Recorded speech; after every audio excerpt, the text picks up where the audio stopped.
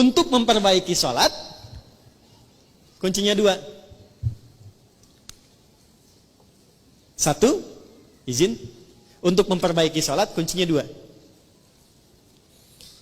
1, selalu bermohon kepada Allah untuk mendapatkan rahmatnya dalam sholat. Saya ulang ya. Selalu bermohon kepada Allah untuk mendapat rahmat Allah dalam salat. Itu ada di Quran surah ke-2 Al-Baqarah ayat 45 sampai 46. Sudah? Saya merasakan sekarang jarang ada orang sholat dengan menggunakan rumus Quran itu. Yang penting sudah sholat gitu kan? Ya. Ibu pernah nggak mengharap rahmat Allah sebelum sholat? Supaya dirahmati dalam sholat? Pernah nggak? Ya? Coba deh. Makanya ibu masuk masjid ya. Kalau masuk masjid itu doanya apa? Allahumma ftahli abwaba. Ya Allah, mohon bukakan untukku pintu-pintu rahmatmu. Tuh ya. Mau masuk udah diajari oleh Nabi. Jadi sebelum masuk masjid, saat langkah kaki kanan itu dilakukan, minta apa? Rahmat. Masjid fungsinya untuk apa yang pokok? Sholat. Jadi masuk masjid, fungsi yang pokok untuk sholat. Sebelum sholat minta lu rahmat Allah. Nah rahmat itu dibagi 3.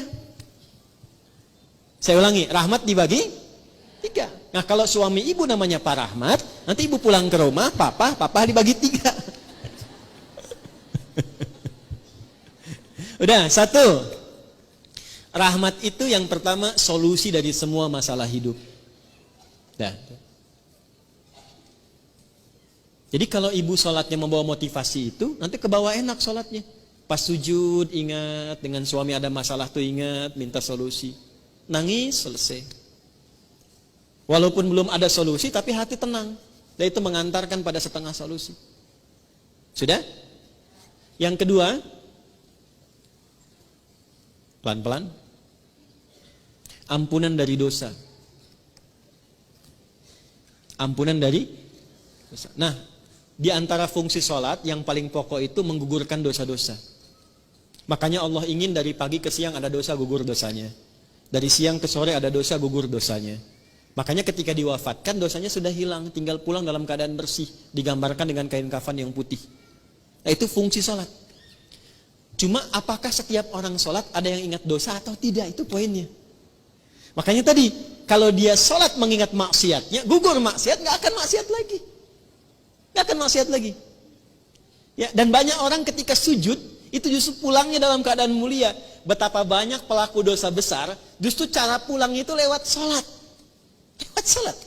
Ada yang sujud, gak bangun lagi. Insya Allah. Pengen begitu? Nanti zuhur ya, kan sekarang masih ada waktu tuh. Ada yang begitu tuh.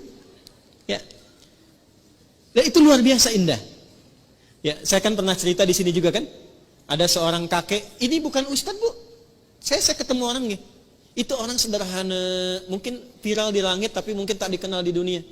Sederhana orangnya, nggak disebut kaya, biasa saja. Pakai kaos, cuma jagain masjid, azan. Hari Kamis itu, ba'da asar sedang puasa. Puasa sunnah loh. Di masjid nunggu buka. Cuman tiduran, merem-melek tuh.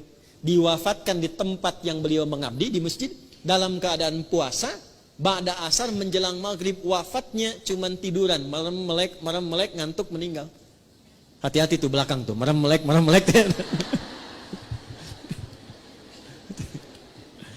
Dua. Yang ketiga, bagaimana caranya supaya saat sholat bisa mengingat ada kesalahan yang diampuni? Maka dibuka dengan bagian ketiga, perhatikan bagian ketiga. Sudah? Yang pertama tadi apa? Solusi. Berarti jawaban dari doa kan? Yang kedua apa? Ampunan. Yang ketiga, rahmat itu dalam bentuk husnul khatimah. Bentuknya apa? Husnul khatimah. Kalau sudah bicara husnul khatimah artinya ingat wafat. Ingat apa? Karena itulah Nabi mengajarkan pada setiap imam saat akan mengimami, berbalik dulu kepada makmum menyampaikan kalimat ini. Para jamaah, kita akan sholat. Mohon hadirkan kehusyuan dan rasakan dalam sholat ini, mungkin ini sholat terakhir yang kita tunaikan dan boleh jadi kita akan wafat dalam sujud kita. Itu sunnah. Bahasa Arabnya sallu salatan muwadda. Jamaah, jadikan sholat ini sebagai sholat perpisahan kita untuk bertemu dengan Allah Subhanahu wa ta'ala. Pernah nggak merasakan begitu?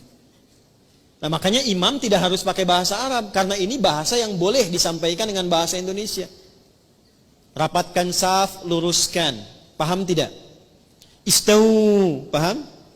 Tidak. Makanya dijawab sudah tahu, gitu kan?